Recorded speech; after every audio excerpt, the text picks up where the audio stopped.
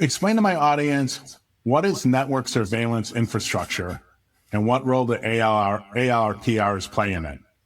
Yeah, so ALPRs, automated license plate reader cameras, have come to dominate my life over the past year. And this wasn't necessarily intended, but just a quick background, because I think this will help inform our discussion going forward. In addition to my academic work, I am also a board member of Justice Forward Virginia. We're a criminal justice reform advocacy organization, and we primarily advocate for reform at the state level through the Virginia General Assembly. And as we do, one of the primary things we've been working on the past couple of years is fighting the expansion of ALPR cameras in Virginia.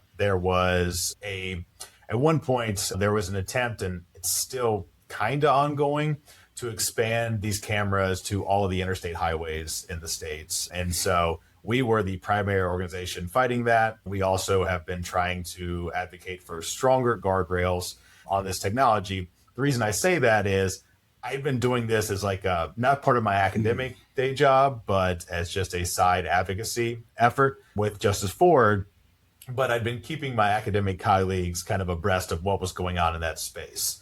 And then in November of 2025, this past year, there was an ongoing court case in Norfolk questioning whether these cameras constitute a Fourth Amendment violation. And we can get into why that may be the case throughout the interview. But as part of that case, a federal judge forced the release of all the locations of ALPR cameras in the Hampton Roads region of Virginia. That sounds like a small thing in terms of just where these cameras are at, but it was a major thing because when it comes to the transparency regarding where these cameras are deployed, there is little to no transparency across the country. Most departments are not willingly giving up where they're putting the cameras, why they're putting them where they are. And so we're kind of relying on crowdsourced location data, people just seeing the cameras, uploading the coordinates onto an online site called DFlock, which is great, but there's quite a bit of margin of error that can come with that, right?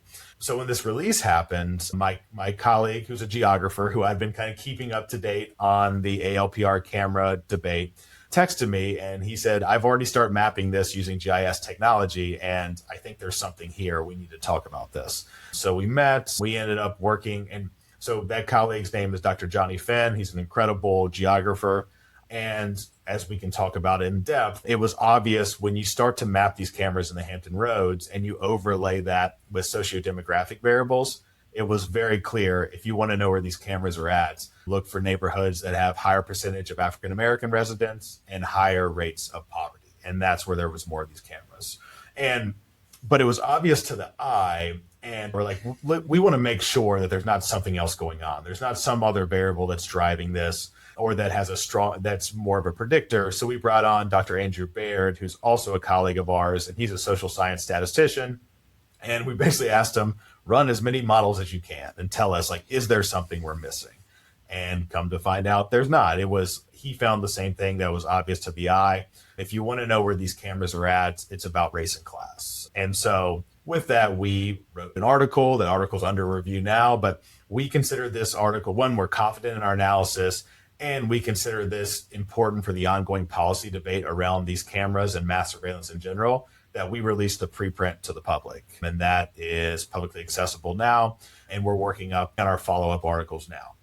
So ever since that, now this has come to dominate my life because we are hearing from localities all across Virginia, especially, that are concerned about these cameras, that are concerned about the invasion of privacy that they pose, that are concerned about where they're being deployed, that are concerned about where the data being collected by these cameras is stored, who has access to them.